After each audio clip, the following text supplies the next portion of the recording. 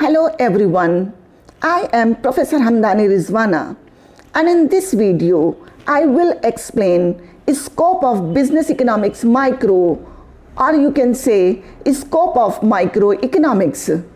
Scope means subject matter. It means that हम कौन कौन से टॉपिक्स माइक्रो इकोनॉमिक्स में पढ़ने वाले हैं वो माइक्रो इकोनॉमिक्स का स्कोप होगा. So let's understand the scope of micro economics one by one. Number one, theory of consumers behaviour. देखिए, थियरी ऑफ कंज्यूमर्स बिहेवियर के दो पहलू हैं, टू अप्रोचेस हैं. एक एग्रीगेटिव एस्पेक्ट जिसका ताल्लुक मैक्रो इकोनॉमिक्स से है, और दूसरा एक्सपेंडिचर एस्पेक्ट. और एक्सपेंडिचर एस्पेक्ट में मार्जिनल यूटिलिटी अप्रोच और इंडिफरेंस कर्व एनालिसिस की स्टडी की जाती है.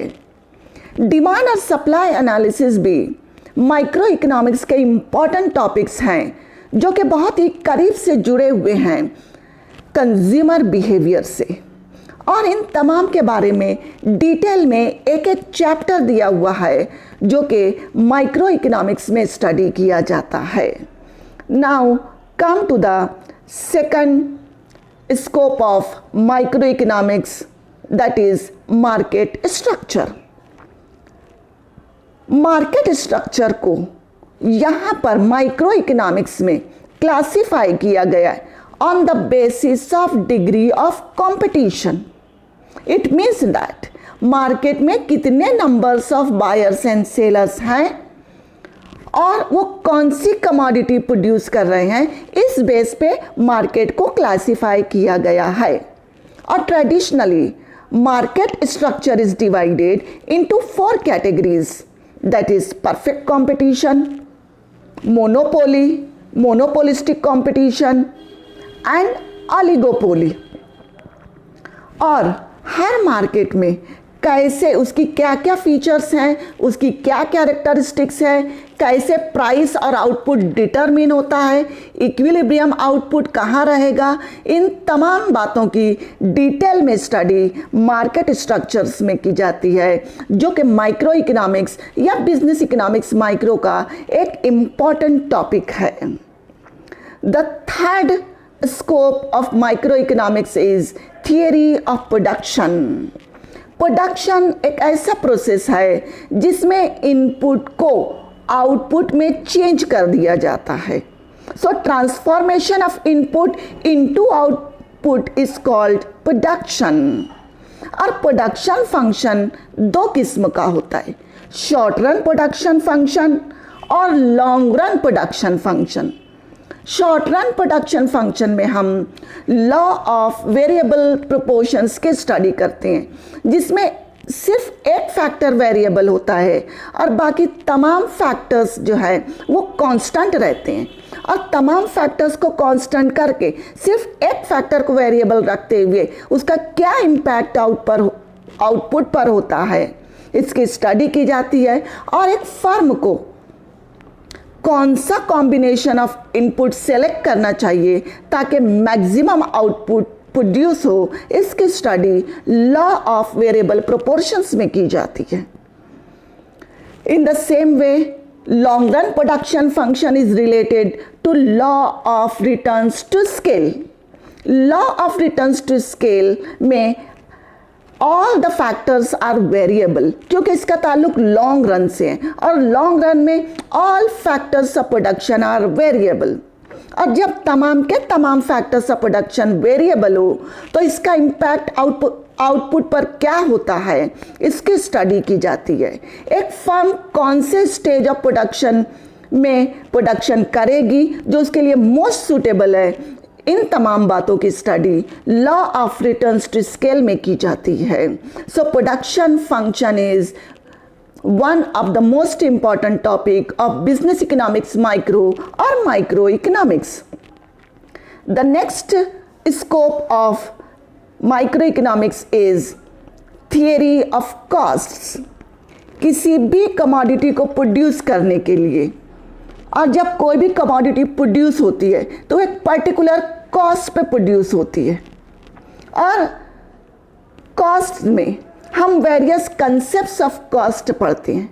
For example short run cost, और शॉर्ट रन कॉस्ट में हम पढ़ते हैं fix cost, variable cost, average fix cost, average variable cost, average total cost. इसी तरीके से हम लॉन्ग रन कॉस्ट की भी स्टडी करते हैं। और ये कॉस्ट की स्टडी जो है एक फर्म के लिए बहुत ज़रूरी है ताकि वो अपना डिसीजन मेकिंग सही कर सके, अपनी कॉस्ट को उसको कहाँ डिटरमिन करना चाहिए और उसका ब्रेक इवन पॉइंट क्या है। कॉस्ट की फोरकास्टिंग के लिए थियरी ऑफ कॉस्ट जो है वो पढ़ना बहुत ज़रूरी है। And this topics are studied in the subject matter of business economics micro. The next scope is theory of pricing. Price is the source of revenue. हम एज ए कंज्यूमर जो price pay करते हैं वो एक firm का revenue होता है, और एक फर्म का प्राइस पर कितना कंट्रोल है ये डिपेंड करता है कि वो फर्म किस मार्केट स्ट्रक्चर से ताल्लुक़ रखती है। अगर परफेक्ट कंपटीशन है तो तमाम के तमाम फर्म्स जो है वो प्राइस टेकर्स रहते हैं, और मोनोपोली अगर फर्म है तो वो प्राइस सेटर्स रहते हैं। एक मोनोपोली का कंप्लीट कंट्रोल प्राइस पर होता है। मोनोपोलिस्टिक कंपटीशन में बहुत ही कम कंट्रोल प्राइस पर होता है। तो प्राइसिंग पॉलिसीज जो है एक फर्म की चेंज होती है from time to time. Pricing problems क्या है, प्राइसिंग मेथड्स क्या है, ये तमाम के तमाम टॉपिक्स कवर होते हैं बिजनेस इकोनॉमिक्स माइक्रो में। Now come to the next scope of micro economics, that is theory of distribution. Theory of distribution में how income is distributed among various factors of production is studied.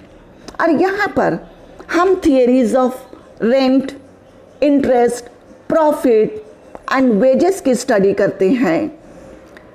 And all these theories come under the topic of micro economics. Now come to the next scope, that is capital management. Capital is actually the backbone of any business, और हर firm अपनी capital की planning करती है। और capital कोई static concept नहीं है, बल्कि capital requirement time to time change होता है। और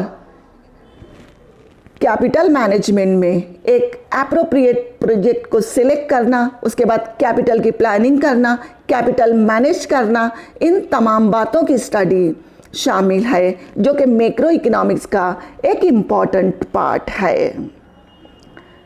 किसी भी फर्म का सक्सेस उसके प्रॉफिट को देखते हुए कहा जाता है, और प्रॉफिट में हम various theories of profit, profit planning, इन तमाम बातों की स्टडी करते हैं। That is an important scope of business economics. Now come to the final point, that is macro economics. एक बिजनेस फर्म को मैक्रो इकोनॉमिक्स के टॉपिक्स की भी स्टडी करना ज़रूरी है।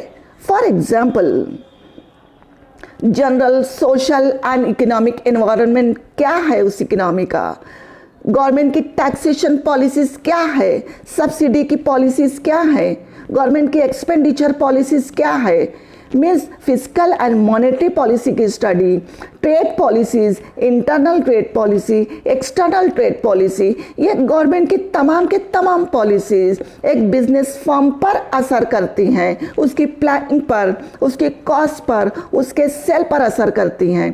तो बिजनेस फर्म के लिए ज़रूरी है कि वो मैक्रो इकोनॉमिक्स के टॉपिक्स की भी स्टडी करे, and all these are studied under the scope of business economics micro. Thank you very much.